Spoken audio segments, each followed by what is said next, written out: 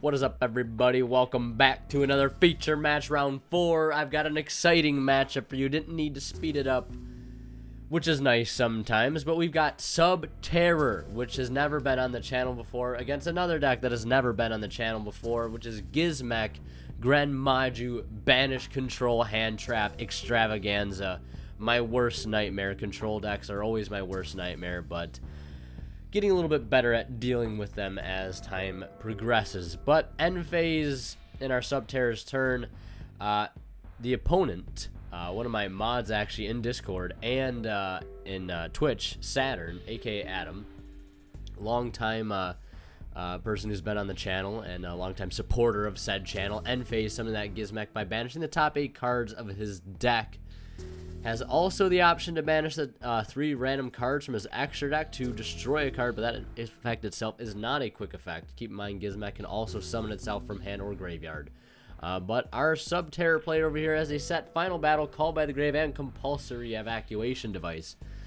Opting not to use any of those cards, he swings in for 2450. Now, this is why I hate when they print cards that have 50 or 25 in the attack point status, because it's such a pain to edit. So we just rounded down for this particular video.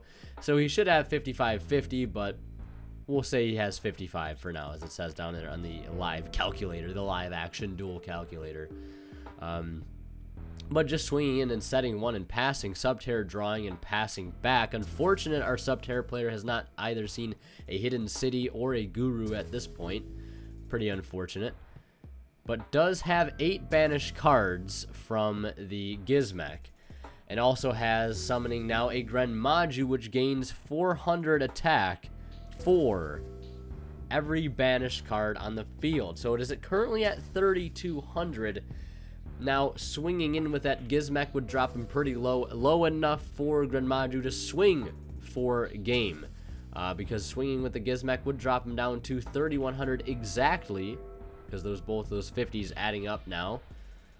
So he will swing in for 2450. That goes through. The kill shot attempts to go through, and he's going to have to activate that compulsory evacuation device to bounce that impending doom back to his hand. Anyways, looks like there is a Kaiju in hand as well, so any card this man draws and sets might not live to see its effect go off, because, well, he might just drop that Kaiju right on top of its head. But that Final Battle and Call by the Grave looking pretty grim right now.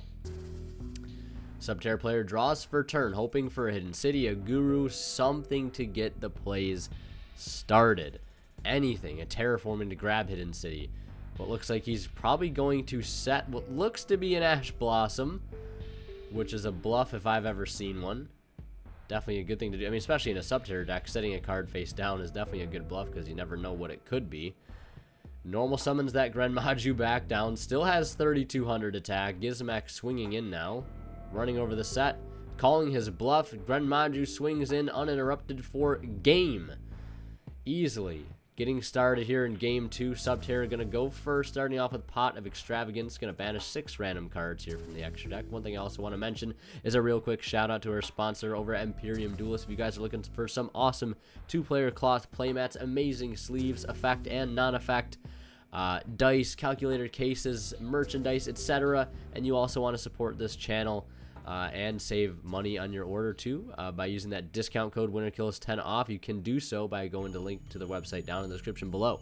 Highly recommend checking them out. I use their products a lot in my videos because they are absolutely incredible. So Subterror, their first turn gets kind of stunted by the Ash Blossom onto the Pot of Extravagance, setting 3 and passing, much like game 1 here. Now the Gizmek deck here starting strong with a Pot of Desires. That's going to fuel any Gren Maju or Eater of Millions that hits the board, because it'll be gaining 4,000 attack, because 400 for every banished card, face down or not.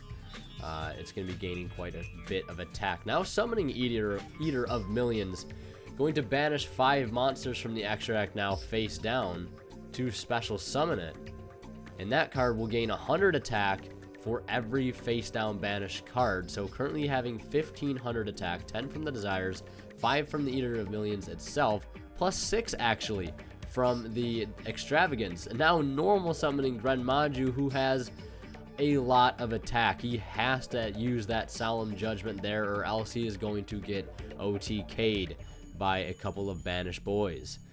So yeah, that'd be 15 plus the 6. That's 21 banished cards.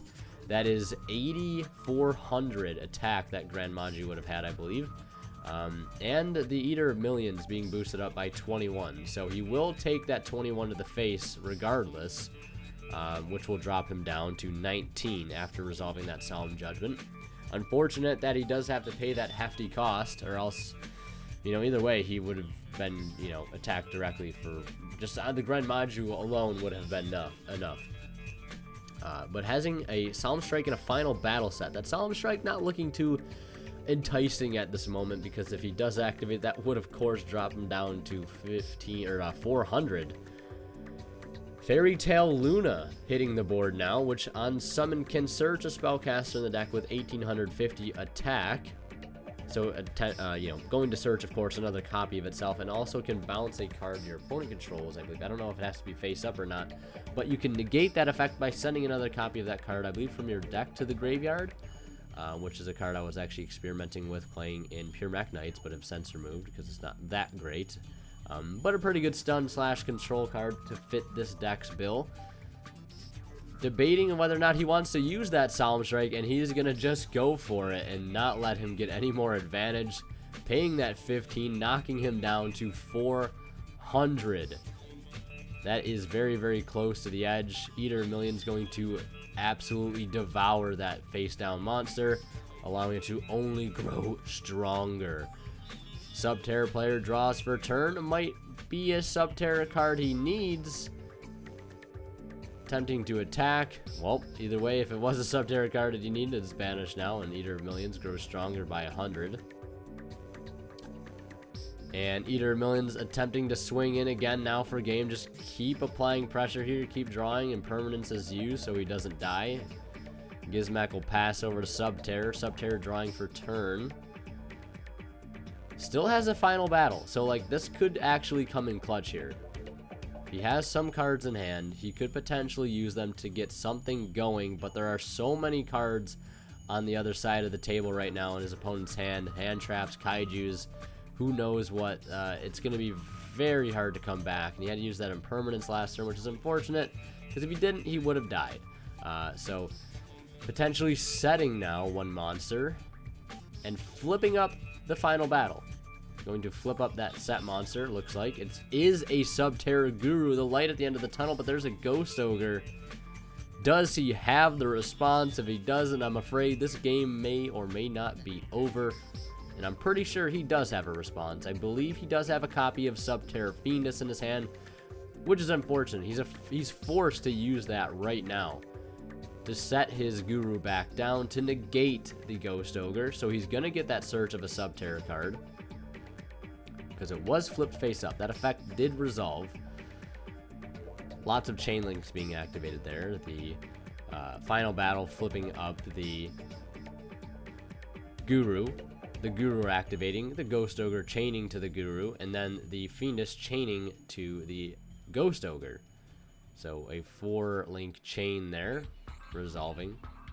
Debating on what he wants to add, though, off the Guru. Plenty of options. Going to go for another copy of Fiendus, because he does need to protect what little cards he has.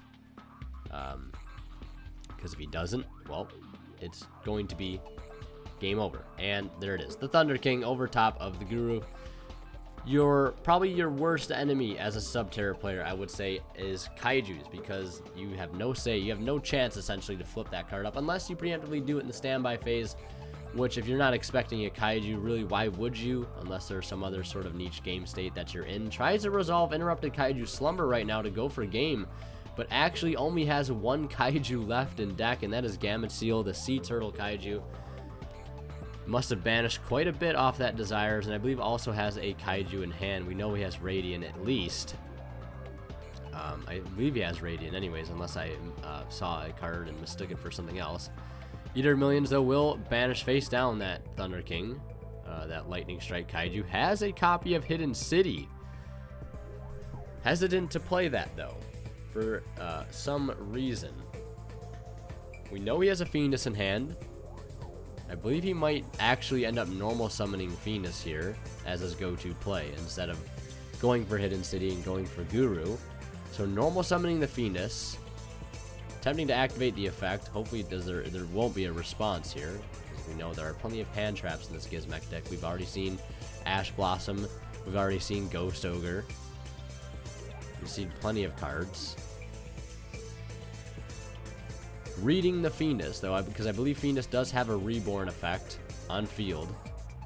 So you're going to set itself face down and set Guru face down as a result, which is not a bad position to be. He's got more protection on his field to block damage, but Super Polymerization being flipped up, discarding that Dead Slumber, slurping up those two Subterror monsters. The same attribute, but different types for Mud Dragon of the Swamp. That set final battle looking like a potato right now, and Subterror going to concede, unfortunately. Not a very good showing on behalf of Subterror, but I do have another match of Subterror versus Shadal Trains that'll be posting later on in the week as well. So you guys have that to look forward to. But that Gizmek deck, very strong. Gizmek, Gren Maju, Banish. If you guys want a profile of that, let me know. If you guys want any of the profiles from these last few duels that have gone up, these past few feature matches that have gone up, let me know down in the comment section below, or join the Discord. Let me know in Discord, or follow me on Twitch and let me know in the live stream. Be like, hey, Winter, can you get a profile of that Gizmek crackhead deck? Let me know, because it is kind of a crackhead deck when you think about it. But yeah, anyways, I hope you guys enjoyed this video. Leave a like if you did. As always, guys, Winter Kill signing out. We'll see you in the next one.